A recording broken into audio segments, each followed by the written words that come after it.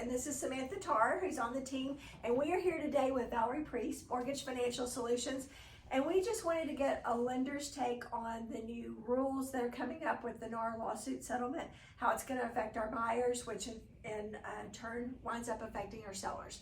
And so I think we just all have a lot of questions about that, and I wanted to get some information from the premier lender in San Angelo. So Valerie, you certainly are. You knock it out of the ballpark. And Valerie personally has done so many loans for clients of mine, and I never hesitate to recommend her. That's for sure. Thank you very much. Well, thank you. So tell us, what are you hearing from the lender side? How this is going to affect You know, I think there's a lot of questions still out there right Sure. now. From the investors, we're getting a lot of information from HUD, from VA, and Fannie Mae and Freddie Mac. Right now, we're not seeing any difference, okay? Because, of course, it hasn't yet taken effect. Right. I think most of your buyers are pretty challenged to have enough money to close, Yes. as far as for their down payment and their closing cost or whatever they're paying. So can they pay additional money? I think that's in question. Mm-hmm. So if it is put onto them, then that means it's going to have to be just like closing costs. We're going to have to raise the price of the house. It's going to have to appraise out for the buyers to be able to do it. So I think it's going to just be determined by what will the seller be able to do, so that it will then turn around and affect the buyer. Because buyers can't, as you know, buyers can't just add it to their loan. There's no such thing as that on FHA, VA, and conventional. I was in a meeting in New York a couple of weeks ago, a real estate meeting, and we were talking about this, and somebody said something that I thought was very wise. He said, this is going to hurt buyers, and what hurts buyers hurts sellers. Mm-hmm. Correct. And so, sellers can't sell if they don't have a buyer. Right. And buyers can't buy if they don't have the funds to do so. And Correct. so we're going to have to figure this out, right? But don't you think a lot of this is just sellers being more educated? Okay? I think so. And in reality, making the buyers a little bit more educated. I think Sure. we've taken care of things for so long ourselves. I agree completely. You know? Yes. And Same it's with full overtime with disclosure that. now. Yes. I mean, full disclosure. Not that you didn't disclose it anyway. It's always been negotiable. Right. It's always been negotiable. Yeah. Well, and I think something too that we had talked about the other day, I feel like it's my job to make a transaction as smooth and seamless for a buyer or a seller, whoever I'm representing. I want to make that as easy as possible. Mm-hmm. So when there's a problem, I just solve it. I work on it, I get the answer, I get the solution. I don't necessarily call up that buyer or seller and say, hey, today I've done this, this, and this for you. Because I think they've hired me to take care of it, right? But now then I think we are going to have to communicate better our value proposition and what we bring to a transaction, because I think because it looks so easy, because it was fairly seamless, sometimes the buyer or the seller, they don't realize the roles that we play in the transaction. Oh, I think you're exactly right. I think realtors and lenders too. Is that if you don't hear from me, that is good news. I've taken care of it. That's if right. you hear from me, that is normally not good news because I need assistance. Exactly. But I think maybe you're right, is that our communication, we're going to have to explain things a lot better, which is going to be a little bit confusing. Like your first-time home buyers, those are the ones that I think about. Yes. You know, it's hard enough for them to understand a bond program. Yes. And how it works, and when do you have to pay it back, and when do you not have to pay it back, and all those things. So now we're going to throw in kind of another curveball Right. to them. So it's kind of like, I think maybe 50% of the borrowers will be involved in this. 100% of the sellers will be Yes. involved in this. Exactly. So it's just education, education, education. Yeah, I think in the long run, the model that we have works very well. It's worked very well for a long time. And now then that model is going to have to change by the rules, right? We're going to have to change the model. But I think to keep the heart and the intent of the model in place and change the way we disclose the information. Right. I think that is maybe what the goal was with the whole NAR lawsuit, was the way that the disclosure was, to make sure that consumers were more aware of the way that realtors got paid, right? Whether you're the buyer or the seller. Exactly. Yeah. And even though that was all in writing before, and it was always there, and as Sam pointed out very correctly, it was always negotiable. Right. I don't think there was always the awareness of it. Right. I think you're right. And I think you'll have very few, like such a small percent of the buyers that, you know, there's the buyers that have money Yes. and they want as cheap as they can get. Yes. In that case, I think they may be brought into the fact of that you may pay for your representation and the seller may pay for theirs. But I really think that's the only ones that actually will have that brought up, because I think they're the only ones that are gonna have the money to do it.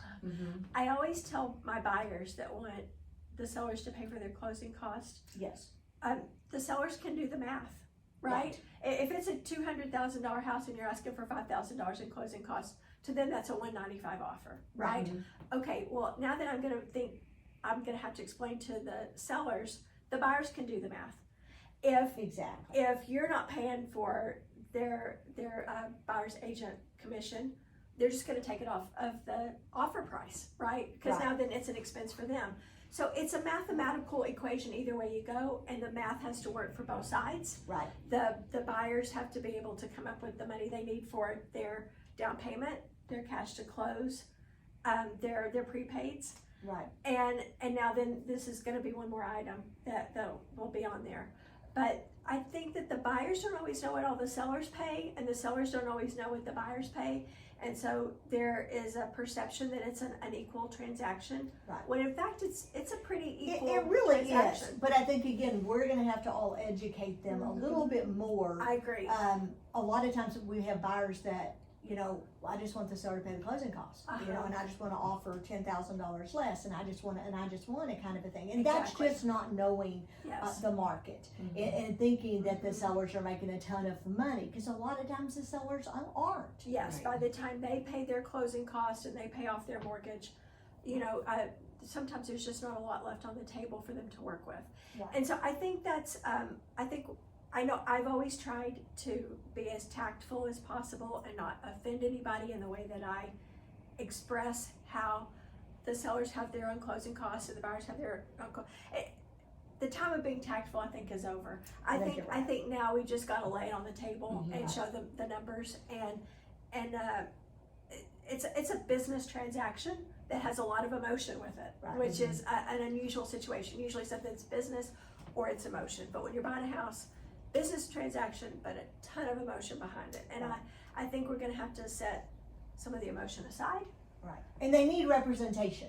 Oh, I think that's thank the, you. I I think was that's the just big gonna thing. ask you, how do you Yes. think it's gonna affect you on your end whenever buyers and sellers think that they can get through a real estate transaction by themselves because they've been pre-approved by, you know? Right, and people get confused with that anyway. I'll Right. have people call me and they'll be like, okay, so we're going straight through the seller, and I will tell you, it's like, oh no, kind of a deal, because again, they don't do that for a living, okay? Right. And who's gonna write the contract? I don't know. Well, who's paying for what? I don't know, and I hate to say it, but a lot of times the buyers get a worse deal by doing that, and they don't Right. realize that is the fact of that they don't realize that the seller, you know, might normally pay a title policy, but on this Yes. contract the seller decided they wouldn't do that. Exactly. Kind of a deal. We run into that a lot. Now I don't see as many for sale by owners today Right. as I probably saw 5 years ago. Yes. It's hard. It is not a simple process, and we do not act as a realtor. And I remind people Right. of that. Is I'm a lender. Yes. I am not a realtor. So therefore, when you have questions about the contract inner working deal, I can answer the numbers, Yes. but I can't answer the rest of it. That's why you have a realtor, and you have representation that somebody's looking after your best behalf, and it's Right. important we have that. And I don't think that's going to go away. And I really don't. In any way do I think that's going to go away. I just think that we're just going to have to educate everybody a little bit more Right. on something they probably already knew, but they didn't maybe know as well as we thought they knew. Sure. It's like I could probably, if I had to, build my own house. Believe me, I don't want to live in something I built myself. That's exactly right. But because you've been around it enough, you know Yeah. the terminology and I think the I know. steps. I think I know. I've seen a lot of houses be built. So it's always interesting to me that people would think they could do it themselves, because it is a tough thing. And you're right. I see over and over again people get themselves in bad situations because they didn't even know the right questions to ask. That's right. And so that's why the realtors are important. Yeah. And I don't think this changes any of that. It kind of even makes it brought to our attention a little bit more about what y'all do. And Right. I think it's maybe, I've started seeing on like Facebook where people are now saying this is what all a realtor does. Right. And even though y'all don't really like to do that because you like it to seem seamless, That's right. That's there's a right. million things you do to earn your money. Yes. And I think now we're just gonna probably have to say what that is. But I will tell you, like from a lender standpoint, Yeah. oh my goodness, has our life changed in the last couple of years? Oh my goodness. I mean, it has changed drastically. Yes. So I think it's just everything in our business as it has been in the economy, it has been Right. in the world.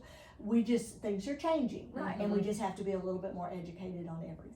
Yeah, the only thing that doesn't change is the fact that things change, right? That's right. And so we'll just Yeah. adapt to this change, We and do. it'll just take a little while for the consumer to learn. I mean, we're still waiting on Texas Real Estate Commission TREC to bring us new forms and things Right. like that. But Are they saying that that's supposed to happen next month? July. I'm July. not Okay, sure. so there's I a don't little think- bit of a time delay. So But that's nothing's whenever time- official, I think, yeah. until November. So Right. we've got some time. They're gonna start implementing educate things in everybody. July, and Uh-huh. then that's whenever we're gonna use. That's how for- lending goes, is we're gonna start it and then we're not gonna start it. And we're That's gonna right. start it and then but that gives Yeah. people a little bit more time. But I'm already seeing everybody's being a little bit more educated today Mhm. more than they were before. But I'll tell you, Right. buyers right now, the majority of the buyers do not have the money to pay even their own closing costs, let alone anything else. So I don't think it's gonna change the format of how we do Right. it. I think they're just all gonna be And educated. I think that sellers will continue to see the value of being the ones to pay both sides of the commission. Look at the Right. numbers. Mhm. Yes, Look at the numbers. yes, that's So- right. That's how you get your house sold. While we have you though, I Mhm. did want to touch on the bond programs that you Yes. were talking about, because I get a lot of questions about the bond programs and helping the buyers getting to the homes. Yes. And you had mentioned, when you do a bond program, there are some pretty good stipulations at the end, like how long you have to stay in the home and That's certain right. things And like they that. change constantly, okay? Mhm. So in the past, there was a bond program that you pay it back no matter what. And you'd say, well, why do you use that? Well, because you didn't have the money to pay Right. the money down. But Right, when you sell the house, you'll have the money to pay it back. sure. So that was out several years ago. There was one out that was, if you were really good, it was only 6 months. Uh-huh. That lasted about that long. That's gone. Now what we do, and now this is the way I do it, okay? I do only the one that you're gonna have to pay back if you move in 3 years. First You got a years. 3-year period. You can't rent it, you can't move, you can't do anything, or you pay it back. Right, That's just the bottom line on it. That way everybody can remember that 3 years is always in your head. And before, like I said, it just changed so much. We've decided to pull out the other ones, yeah. and all we're doing is just the 3 But years. to get free money for a It- down payment, that's a I small do price four, to pay. about 4 a month. Uh-huh, Okay, so the people are out there that need the money. The interest rate's also higher. It's like 8% compared to high 6s. Okay, right, it's free money if you stay there for 3 years. How many yes, times do you get free money? that's right. So I Almost still never. think it's a good thing. I Absolutely. still think it's a positive thing. But it is one of those things. Again, education. Mhm. We try to make it so easy on people that when they get to closing, half the time it was like, oh God, this was easy. We don't want to make it so easy they don't understand it. Right. So I think at the same time we need to be a little bit more of a teacher when Right, it comes to if you're going to do a bond program, because they sit there and shake their heads yes when I tell them, yes, but do they actually remember it? right. Right. No, because I have people every Mhm. time when they're getting ready to sell their house. Tell me how that worked again. I don't remember how that worked again. Exactly. Yeah. Well, and I want to emphasize, this is why I think it's so important to work with a local lender. That you can come in and sit down with somebody that will explain things to you, somebody that's still going to be here 3 years from now, That's right. that's going to explain And you it to come you. into my office. That's I mean, right. it's a visual thing. Right. You know, I You've have connected. exactly. Mhm. And when you're talking a bond program, because I'll have people. A lot of times when you haven't bought a home before, Right. okay, is you're a shopper, Right. okay. I'm not really used to shopping because I've just done this like for forever. Okay, so I'm more like, I'm gonna give you the best deal I can. And Right. trust me, my margin is this much. Yes. So it's gonna be a pretty good deal Yeah. in today's economy. That's But right. I'll have people that will be like, okay, I read this, I Googled up this and I did this and I did that. And they'll come back and they'll say, so I'm comparing you to e.com, Oh, whatever the yes. .com Right, people right. are. And I'm like, honey, it's a state program. I don't set Yeah. the interest rates. That's I right. don't set the interest rate. I don't set nothing. I don't set Yes. the program. It's a state program. Right. Now the city still has a program. If it's new construction, that's a pretty decent deal. Right. We have no county program right now. It's just strictly state or city. But I do probably 4 states a month. So it is used a lot. Right. It is used a lot. But I'm now making sure people no, I tell them from the beginning to the end how it works so that we have no questions when they get ready to sell it. Well, and we've talked about the bond program, which helps typically the lower income buyer get in. I would say though, we have a lot of mid-range buyers that are in the same boat. They don't necessarily have all of the extra cash that it's going to take in a transaction. And so I think sometimes people think that cash poor, that's not the right way to put it, but the more cash challenge, let's say buyer, is just the lower income buyer. No, it's like, it's even some really high end. Yes. I mean, because I'll have people call and they'll say, like, I'm looking at a $400,000 house and I don't have much money. Yes. So then we try to figure out the very cheapest that they can get in. That's right. So I don't think there's very many. You either have the people with the 20% or the very large down payment, or you have the people that do not have very much money down. And it may not be because they don't have it. Right. Maybe that they don't want to use it on this. They have other things they need to do. Well, it's in a retirement account. Right. It's in investments, and they don't have the ability to access all of their funds. And so you'd be surprised that on those bond loans, yes, the limit's like over 100,000 for the income. Really? I know that you don't think it that way. surprise. That you don't think of it that way, but it is. Yeah, is Wow. that they can make like 100,000 for a family. Wow. So it's not just your $40,000 and below. It is really gone up quite a bit. Interesting. I mean, I That did is one in the interesting. Dallas area that was like a $375,000 house. That's Wow. eventually it wouldn't be like on that, a but bond loan. on a bond loan. That's Go well. figure. I guess I need to expand my parameters of how mentioning that. Whenever somebody just doesn't have the money, that still might be an option. Well, and then I've had some buyers also, and they're like, but I can afford this house. Like, I make plenty of money to afford it. And I was like, I understand that, but You have to qualify. you have to qualify, and there's a different, and they don't understand their debt to income ratio. Right. Like, they just don't get it. And it's hard to explain. And I tell them, did you call Valerie? So my thing with that now is not just to say, yes, you do qualify, or no, you don't qualify. It's like, this is how I'm doing it. So I'm learning from what y'all are going through. We need to be better too. Okay? Wow. So like, it kind of like all the way around. It's not just about commissions. It's also about programs. It's also about debt to income. It's also about so many different things that we try to make so easy that maybe now we need to just make it a little bit harder and just lay it or maybe more clear. But I think the bottom line for folks is they need help in a large transaction. They need the help of the title company. They need the help of the lender. They need the help of their realtor. We're here to help. If you've got questions, please call us. I know that this has created a lot of confusion for people, but the fact is we're here to be that resource for you. So if you would call us, we'd love to go get a Coke with you. We'd love to go get a cup of coffee with you, whatever we can do. And so give us a call, Janet Ridgway, Samantha Tarr, and thank you to Valerie Priess with Mortgage Financial Solutions. Thank you very We much. appreciate your wisdom. Thank Thank you. you. You're welcome. Thank you.